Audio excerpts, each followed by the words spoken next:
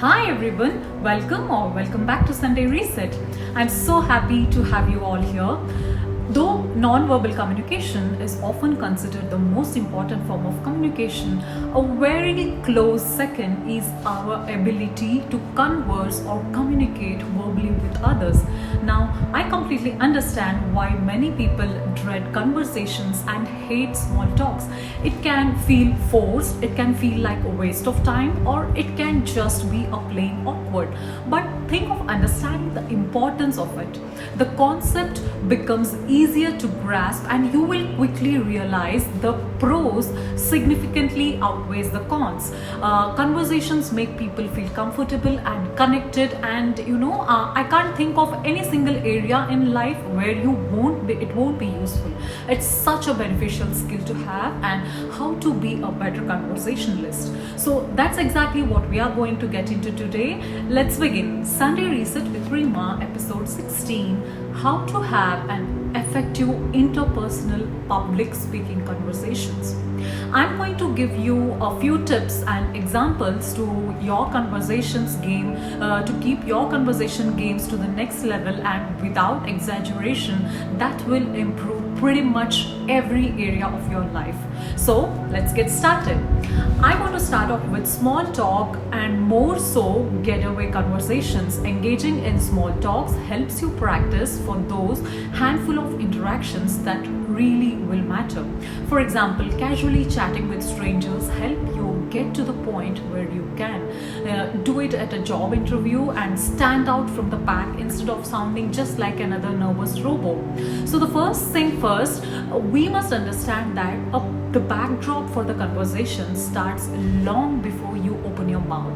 Things like how you present yourself, as well as your posture, your gestures, and your smile have so much to do with whether or not you even come across as some people want to approach or be approached by. So make sure you look presentable, make sure that you have a pleasant disposition. Don't wear a scowl all the time and say my face is just like this, so fix it. If when you smile you look more like you are in a pain, then fix that too. Just practice relaxing your face in the mirror for 5 minutes a day until you have got it. Also, make sure you aren't constantly crossing your arms or fidgeting or tapping your feet endlessly. You don't want to come off mean or miserable or like a caged animal looking for an escape. So you want to give off that warmth, that confidence and openness next. So next, accept that you will have to practice. I don't want to create any illusions that you will listen to this and once be perfect at all. While I'll give you some great tools to build up your skills, the only real way to get better at something is to do it repeatedly. A recipe will probably come out much better the 50th time you have made it than it would be the first time. Okay, so if you put your foot in your mouth or something goes awkwardly as you first start trying to be a better conversationalist, don't use that as an excuse to stop or give up. Keep working on it. I sincerely used to be so antisocial in colloquial way by choice. While I love talking to my family and friends, I would go out of my way to avoid other people and say as little as possible when I couldn't avoid any conversations altogether. So which is very common for introverts. But after I really started to understand the psychology and the power of human interactions, as well as how many connections and benefits I was missing out on, I made a conscious decision to become a better conversationalist. Though I was pretty decent in few months, it took me about an year or so to get really comfortable, and about 2 years before making conversation became my second nature. And by that I mean getting to a point where I could make conversation with anyone with basically you can say zero preparation, from my peers to my bosses to professors to men or strangers and so on. I found myself being able to start acing interviews more easily, making friends. Please keep practicing and don't give up. Just be, because the first few weeks or months will be hard. So next, we have to understand that there is a time and a place for everything. The rules that apply in one place may not necessarily apply in another. Different things are considered appropriate in different cultures and society. So you will speak differently to your sister or your best friend over the drink than you will speak to your bosses, right? So my conversations with people from loud expressive cultures and backgrounds go a little bit differently than those from more subdued backgrounds, who take a little longer to warm up.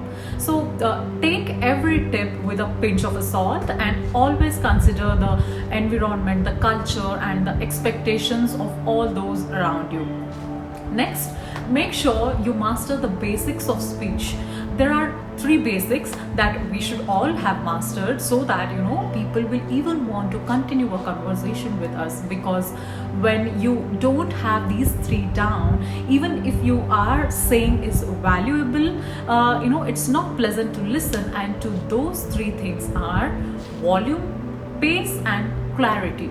We should all focus on speaking at a very comfortable volume, which is not too loud or not too low, just appropriate for the location and the occasion. No one wants you yelling in their ear, and no one wants to keep saying, "I'm sorry, could you just repeat that? I'm sorry, what did you say?" because you are whispering so quietly. Also, master or a reasonable pace. Don't speak so fast that you sound frenetic and hyperactive, but also don't take an hour to get a sentence out. If you don't have some sort of speech impediment, which of course most people will make an exception for, and of course speak with clarity, where there are some people who speak and you can't tell where one word ends and the other begins. It's just all mumbled, it's unclear, and you're spending half the conversation trying to make out what they're saying, because they are mumbling, they're scrambled, and you just get to the point where you're like, okay, get me out of this conversation, because it's taking too much efforts to keep up with this person. Next, I would say, don't even be afraid to initiate. If you think this sounds crazy, hear me out. Initially, initiating actually gives you a little bit edge of the upper hand in certain conversations. You get this automatic credit for being warm and confident. You also usually end up having to speak less, as many people are just looking for an opening to talk. So once you open the door, they will be more than happy to walk through it and carry on the conversations. So one of the easiest non-intimidating ways to initiate is just by getting comfortable giving out simple greetings, depending on how formal your environment is. There is an adequate structure who initiates conversations, or who addresses whom. Like young people should greet elders, men should greet women, and subordinates should greet their bosses or higher ranking officials. But most environment these days aren't even aware of, or aren't too tied to this. You can initiate with a simple greetings regardless. Just things like hi, hello, hey there, hey, good morning, good evening, how's it going? These are some of the great conversations that goes with everyone, but they really go a long way with neighbors or someone you always see on a daily commute and allows you to build a slow rapport. It's not I just want to be your friend, or hi, tell me your life story. It's just an easy low stake place to start and potentially build a connection. So another thing you can do is focus on a goal or a feeling. If you always find yourself completely lost where to go with the conversations, try using the method of focusing on a goal or a feeling. So if you're in a business setting and you want to partner with someone, or maybe land a position, focus on that goal and tell ourselves, by the end of this conversation, I want to understand exactly what this person is looking for in a business partner, or exactly what this person is looking to fulfill this position. So at the end, when they ask if you have any questions, you're not going to say no, everything seems clear, and blend in with the rest of the pack that they have interviewed. You are going to ask something like, if you were building your perfect executive assistant or your perfect business partner from the scratch, what 3 traits would you be sure they had only does something like this, convey that you truly want to understand their needs. It allows them to reveal their, possible pain points where a previous colleague may have let them down, and then you can share your experiences, your skills in a way that says, I can meet a specific needs. Now, if it's just a social conversation and there's no any particular goal, you can, either make up one like, I'm going to find out if they have a pet or how many siblings they have. By the end of this conversation, it gives you, a loose idea how to, steer the conversation. So if there are any walls or gaps, you can also focus on creating a specific feeling, which is really the most important thing. We all know that, people might forget what you say, but they will always remember how you made them feel. So do you want to make this person feel seen and heard? Then be attentive and reiterate the points that they are making back to them. Do you want them to laugh and feel carefree? Then be a little silly and create a little inside joke. Do you want them just to feel good about themselves and this little pep in their step for the rest of the day? Then pay them some genuine compliments by, giving yourself a broad goal to achieve or feeling to create. You will have a bit of direction to work with, but also leave enough room for the conversations to go in a different direction. If that happens organically, and if you can make people feel good and cared about in these small conversations, so that may be what opens to the door to a deeper conversations and probably a bigger opportunities too. And another technique is to listen and build. Like I said, I have noticed that a lot of people actually love to talk once they get going, but they just need, getting started to, or they need a reason to keep talking. Getting people to talk about themselves is usually the easiest thing to keep them talking about, because that's what they know the most about. So you can get someone to keep talking, by learning to ask open-ended and follow-up questions. So I call this as listening and building, because it's based off of really on a listening, or how actively you're listening, or absorbing what that person is saying, and then using that to keep building this conversation. This sounds kind of obvious, but sometimes, especially when someone is really nervous or awkward, they can come into a conversation over prepared or with mental index card of what they want to say or ask. But if you come prepared to talk to someone about their charity, but they seem super happy and engaged to talk about the trip they took recently, you have got to be able to shift from what you have prepared and go with what they are genuinely happy to talk about. So at least until there's an appropriate opening for your prepared remarks. So if someone's raving about their restaurants they went to, and you are asking them about their glasses, it's going to kill the fluidity of the conversation. You also want to use the building part, so you don't abruptly end the conversation that could have gone just a little longer and a little more smoothly, and created just a little more connection instead of choppy and abrupt. So for example, if on a Friday, if you ask your colleague his weekend plan, and if he says something like he's going to spend the weekend binging a few Netflix shows by himself or with his wife, and in this situation I would have to say something like, oh, I'm still rewatching shows from 5 years ago and I definitely need some new shows in my life. So are you guys watching anything that you would recommend? So this allows him to share or give recommendations, which always makes people feel good, important, and they're also comfortable because it's something they have no problem explaining or talking about. So you can do this with anyone with basically any topic or interest. Listen to what they're saying and build on that, and this leads to right into another conversational nugget, which is to amplify their expertise. Whether it's allowing someone to speak on what they're good at or what they really enjoy from things like asking about their recipes, fitness, fashion, life advice, their decor or travel recommendations, and so on. So listen and build and then amplify their expertise wherever possible. The next tip I will recommend is to stick to safe subjects.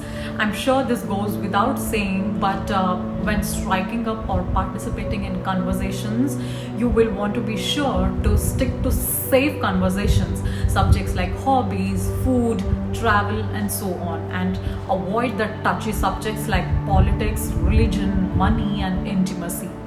As you converse with someone, you also want to look for common grounds.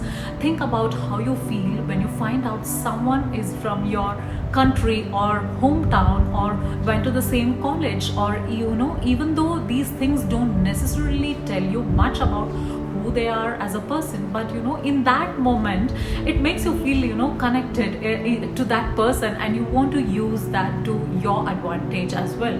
So there are two main types of common grounds, common facts like being from the same place or having done some of the same things, and common experiences which is tied to the moment you're sharing right now, like for example, being at the same party and commenting on that, dealing with the same weather, or witnessing the same strange behavior in the grocery stores and looking at each other like this, like did you just see that?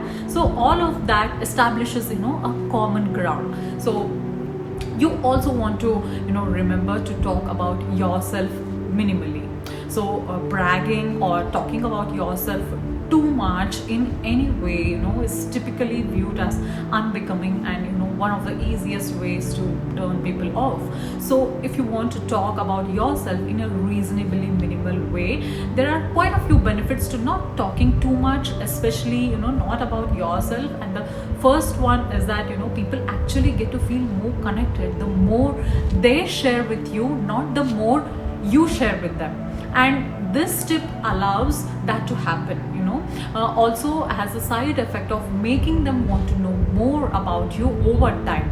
So if this is someone you're going to be interacting with going forward, so now I'm not saying that be ridiculously secretive or seem like you are an undercover detective or like you are in some witness protection, but find small or quick ways to share, and then try to back to them. If they tell you they have a dog or cat, you can say, oh, she's cute, I have a dog too.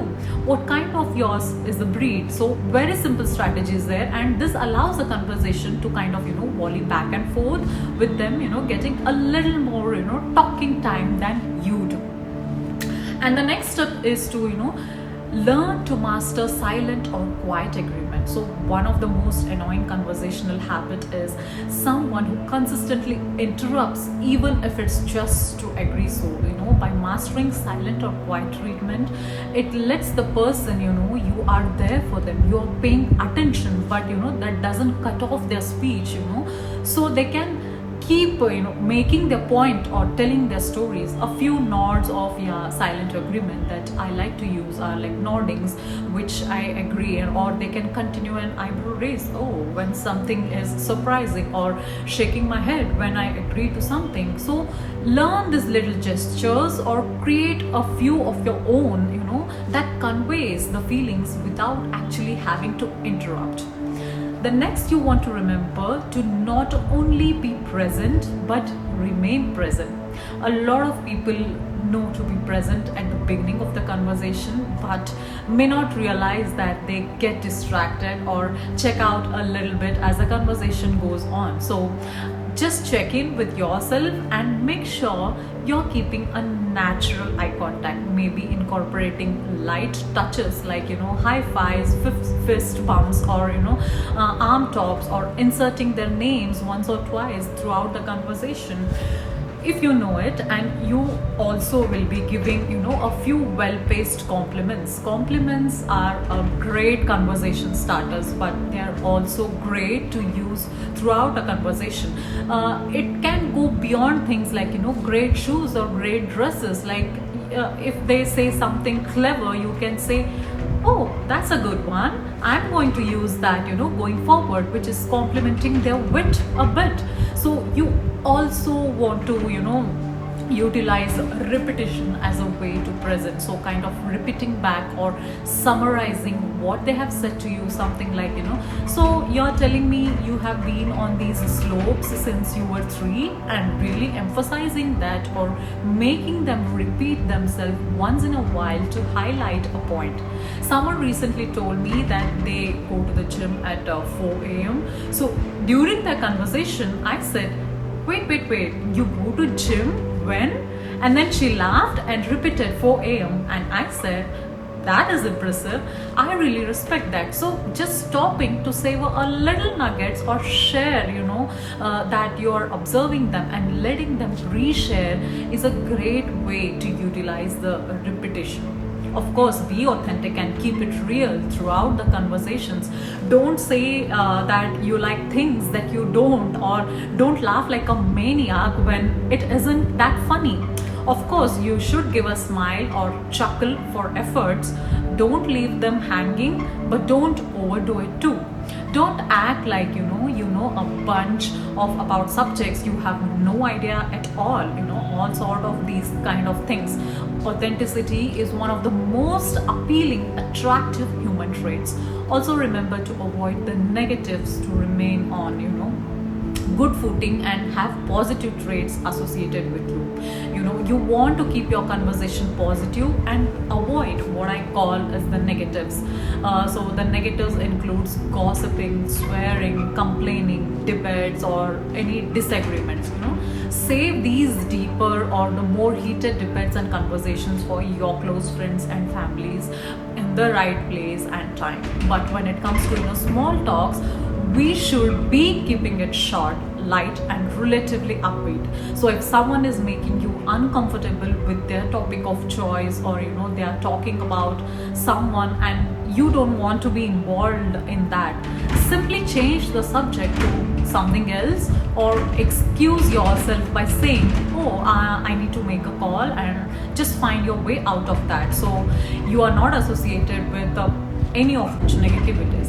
And lastly, know how and when to end the conversation. People tend to remember how things end more than how they started. Even if the conversation started off shakily, you can end it well. That can still leave you with all the brownie points, as I mentioned. Small talks should be light and quick. So don't hold anyone hostage, and you don't have to let anyone either go beyond the time limit. It's going to vary from about 5 to 15 minutes, because it's going to be different if you're chatting briefly with a total stranger in line at the store versus catching with an acquaintance you sort of know at a dinner party. But whenever the time comes to wrap things up, here are a few ways you can do it. Bring up something from the conversation and wish them well. For example, mention that you have to touch base with others if you're at a party or other social events and someone is hogging your time. I have shared that I like to use this very often. I would say I see a few people that I haven't said hello yet to, so I'm going to make the rest of my rounds, so I don't get in any trouble with anyone. It was great talking to you. Or lastly, just the classic, I really must get going. It was great chatting with you for a little bit, so take care, or excuse yourself. I hope that this has really helped to highlight why conversational skills are so important and made small talks a little less daunting and overwhelming. And remember, above all else, practice makes perfect. So these are some of my favorite conversations, to crack any interviews, or to build a new rapport, or have a deeper conversation with your existing partners at work or family or friends. So I will see you all on the next one. Have a beautiful Sunday. Take care. Bye.